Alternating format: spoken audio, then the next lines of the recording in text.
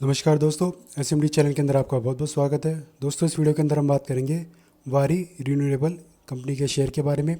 जैसा कि आप अपनी स्क्रीन पर देख पा रहे हैं दोस्तों, 6.5% से ज़्यादा की तेज़ी आज यानी कि 9 अक्टूबर के दिन यहाँ पर हमें देखने को मिली है। गैप अप ओपनिंग हुई यहाँ पर और एक तेज़ी का शानदार ट्रेंड आज इस स्टॉक में हमें देखने को मिला। 1110 पर हमें फाइनल क्लोजिंग आज की मिल चुकी है दोस्तों। और आपको अपडेट दे दूं दोस्तों, कल यानी कि 10 अक्टूबर के दिन इसके क्वार्टर 2 के रिजल्ट डिक्लेयर होने वाले हैं। और रिजल्ट आने से पहले दोस्तों स्टॉक में बड़ी अच्छी तेज़ी हमें देखने को मिल रही है। यानी कि मार्केट को ऐसा अनुमान है कल इसके जो रिजल्ट निकल कर आएंगे क्वार्टर 2 के, वो बहुत ही अच्छे हमें आते हुए देखने को मिल सकते हैं। अब कल हमें पता चल जाएगा दोस्तों रिजल्ट कैसे निकल कर आते हैं, डिसेंट आएंगे, अच्छे आएंगे या ख़राब आएंगे। लेकिन रिजल्ट आने से पहले दोस्तों हम इस स्टॉक में अपनी क्या स्ट्रेटजी बनाकर चल सकते हैं, क्या टारगेट हमारे होने चाहिए, किस लेवल पर हमें सेलिंग करना चाहिए, कहाँ पर हमें इसमें एंट्री करनी चाहिए अगर हमारा एवरेज करने का मन करे या स्टॉक में खरीदारी करने का मन करे, क्या टारगेट हो सकते हैं पॉसिबल, इन सब के बारे में हम बात करेंगे दोस्तों। लेकिन उससे पहले कुछ फंडामेंटल देख लेते हैं कंपनी के। जैसे कि इसका मार्केट कैप, कंपनी का मार्केट कैप ऑलमोस्ट 11,000 करोड़ के नज़दीक चल रहा है अभी। पी रेशियो 37 है, जो कि डिसेंट लेवल है दोस्तों। फेस वैल्यू इसकी फ़िलहाल 2 हमें देखने को मिल रही है। प्रॉफिट की अगर बात करें दोस्तों, जब क्वार्टर 1 का रिजल्ट आया था तब कंपनी का 86 करोड़ का प्रॉफिट हुआ था, जो कि इसके प्रीवियस क्वार्टर के मुकाबले थोड़ा सा ही प्रॉफिट कम था। अब कल देखते हैं दोस्तों 86 करोड़ से ये आंकड़ा बढ़ता हुआ हमें देखने को मिलेगा या घटता हुआ देखने को मिलेगा। ये कल का रिजल्ट बड़ा ही इंटरेस्टिंग होगा इसका, और मार्केट की भी इसके ऊपर पूरी नज़र रहेगी। प्रमोटर की भी हिस्सेदारी 74% के करीब हमें देखने को मिल रही है, और एफ की भी एक मामूली सी हिस्सेदारी यहाँ पर हमें देखने को मिल जाती है। दोस्तों, आपको ध्यान ही होगा इसी साल अप्रैल के महीने में ही इसकी लिस्टिंग हमें देखने को मिली थी। अच्छा रिस्पॉन्स मिला था इसको लिस्टिंग पर भी, और एक डिसेंट लेवल पर इसकी हमें फाइनल लिस्टिंग होती हुई देखने को मिली थी बाज़ार पर। अच्छा खासा एक तेज़ी का ट्रेंड भी देखने को मिला था। फिर ऊपरी लेवल से प्रॉफिट बुकिंग आई। एक बार प्रॉफिट बुकिंग आने के बाद दोस्तों दोबारा कोई खास ऐसी प्रॉफिट बुकिंग हमें देखने को नहीं मिली है। ट्रेंड इसका अभी तक पॉजिटिव ही चल रहा है ओवरऑल। और आप देख सकते हैं ऊपर में जो हमारा पहला रेजिस्टेंस है वो है 1128 पर, और नीचे में जो सपोर्ट लेवल है जो एक है 1008 पर, यानी कि 1000 मान के चलिए आप, जो कि साइकोलॉजिकल नंबर होता है, और दूसरा है 978। ये दोनों सपोर्ट लेवल मिलकर हमारा एक डिमांड रेंज क्रिएट कर रहे हैं। प्लस आप देख सकते हैं दोस्तों ये डे चार्ट के ऊपर ही यहाँ पर एक ट्रेंड लाइन भी चल रही है, जो कि इसको सपोर्ट देने का काम कर रही है। और आज के दिन दोस्तों यानी कि 9 अक्टूबर के दिन आप देख सकते हैं बड़ी सी ग्रीन कैंडल यहाँ पर हमें बनती हुई देखने को मिली है। हालांकि इसकी क्लोजिंग रेजिस्टेंस लेवल के नीचे हुई है, लेकिन दोस्तों कल अगर इसका रिजल्ट हमें अच्छा देखने को मिल जाता है तो डेफिनेटली इस रेजिस्टेंस का ये ब्रेकआउट करेगा और अपना नया लाइफ हाई भी दोस्तों बना सकता है। इसका अब तक का जो नया लाइफ हाई है, अब तक का जो लाइफ हाई है दोस्तों, वो है 1272 का, जो कि हमें देखने को मिला था जुलाई के महीने में। 17 जुलाई को इसने अपना लाइफ हाई बनाया था दोस्तों। उसके बाद एक हल्का सा करेक्शन यहाँ पर हमें देखने को मिला था, क्योंकि आपको पता ही है दोस्तों जब भी किसी स्टॉक में लाइफ हाई बनता है तो लाइफ हाई बनने के बाद एक छोटी सी प्रॉफिट बुकिंग हमें देखने को मिलती ही मिलती है।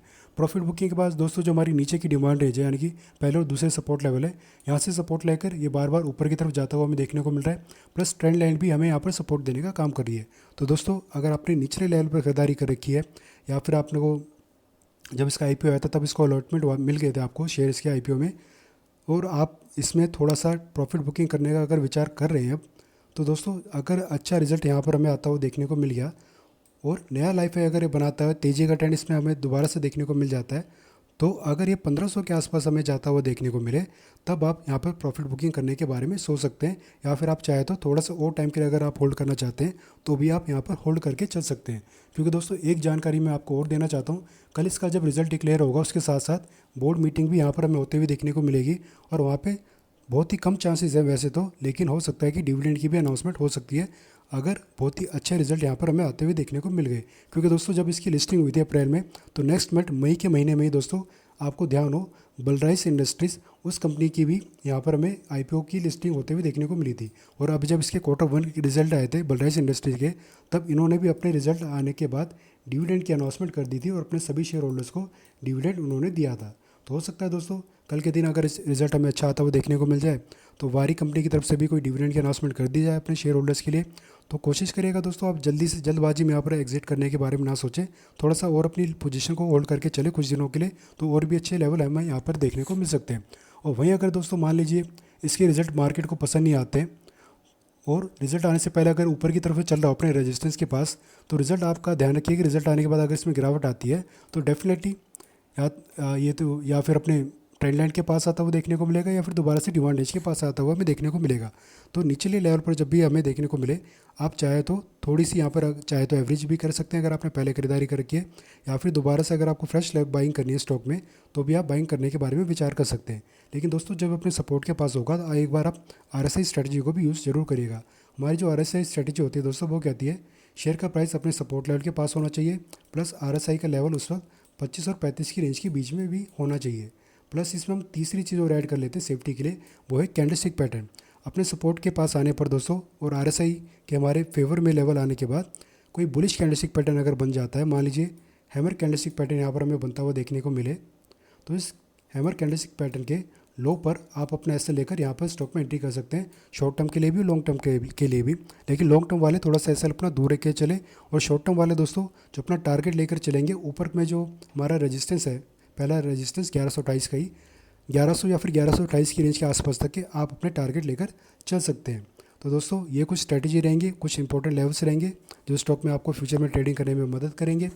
प्लस कल देखते हैं इसका किस तरीके का रिजल्ट निकल कर आता है, क्योंकि इसका रिजल्ट कल बहुत ही ज़्यादा इंपॉर्टेंट होने वाला है और मार्केट को इसके रिजल्ट पर अच्छी खासी निगाह भी रहेगी। बहुत बेसब्री से मार्केट को इसके रिजल्ट का भी कल इंतज़ार रहने वाला है। तो दोस्तों ये कुछ ज़रूरी अपडेट थी, जानकारी थी जो मैंने आपसे शेयर करी। अगर दी गई जानकारी आपको अच्छी लगी हो, यूज़फुल लगी हो, तो वीडियो को लाइक करना, चैनल को सब्सक्राइब करना। धन्यवाद।